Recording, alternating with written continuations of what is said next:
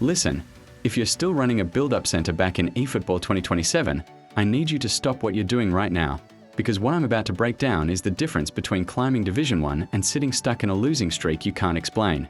You've felt it already. You put Virgil van Dijk in your backline, a card you've trusted for years, and suddenly he's diving into tackles like he's never played the position in his life. You're not imagining it. You're not losing your touch. Konami changed the entire rulebook on defending, and almost nobody has explained it properly yet. So today we are going deep, not surface level try this formation content. We are talking rating logic, playstyle interaction, and exactly why your favorite defenders became a liability overnight. By the end of this video, you'll understand this system better than players who've been grinding eFootball for years, and you'll know exactly which center backs to run instead. Let's get into it. Here's what actually changed.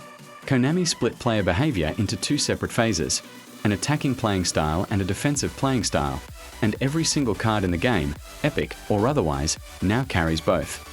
That sounds like a small tweak, but it restructures how the entire pitch behaves. Before this update, a card's playing style was one unified identity.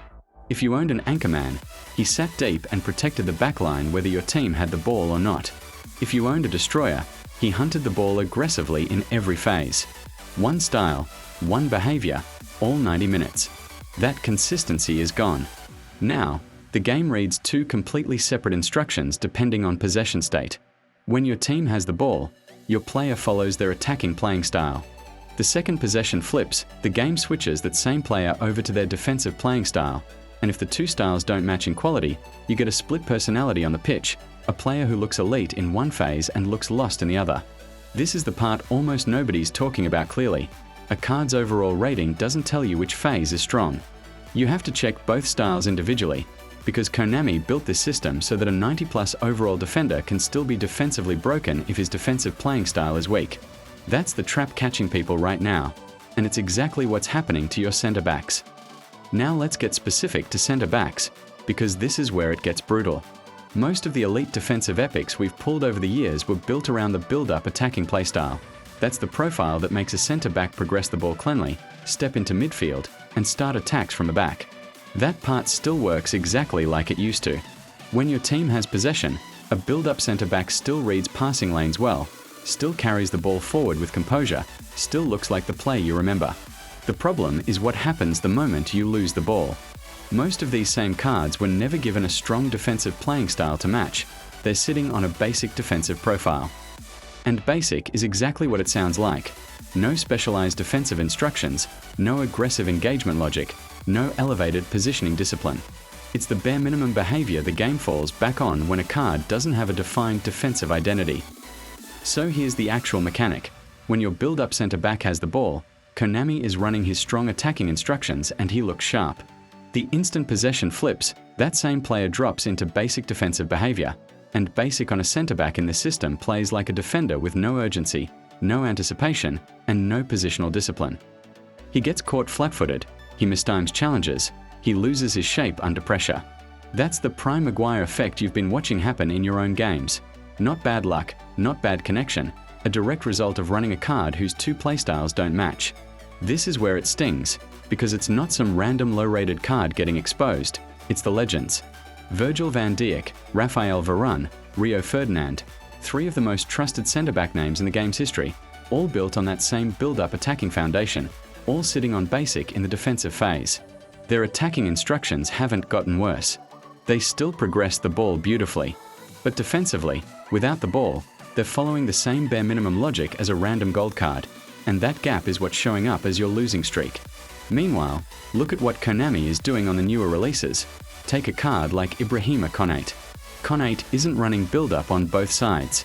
He's got the build-up attacking playstyle to progress the ball just like the legends, but on the defensive side he's carrying the destroyer profile, which means aggressive engagement, sharper anticipation, and real defensive intent the moment possession flips. Same attacking identity as your Van Dijk, completely different defensive ceiling. And let's call that exactly what it is. Konami didn't accidentally leave the classic centre-backs behind. They built a system where your old epics quietly became worse, and the fix is sitting in a pack. That's the business model, and once you see it, you can't unsee it. So what do you actually do with this information? You stop building your backline around build-up center backs as a default, and you start prioritizing the destroyer defensive playstyle specifically for the defensive phase. Ideally, you're running 2 center backs who carry destroyer on defense. That gives you 2 players who engage aggressively, close passing lanes with intent, and hold their shape instead of falling back on basic behavior every time you lose the ball. You're not necessarily benching Van Dijk forever. If you own a build-up center back and nothing else, he's still fine for possession-heavy game plans against weaker opposition. But if you're getting punished on the counter, if you're watching your center backs get turned inside out during transitions, that's your basic defensive playstyle showing up exactly where it hurts. Check both playing styles on every defender in your club before you build your next game plan. Not just the overall rating, not just the attacking side. The players climbing the ranks right now aren't the ones with the highest rated cards. They're the ones who understood this split before everyone else did, and built their defense around it.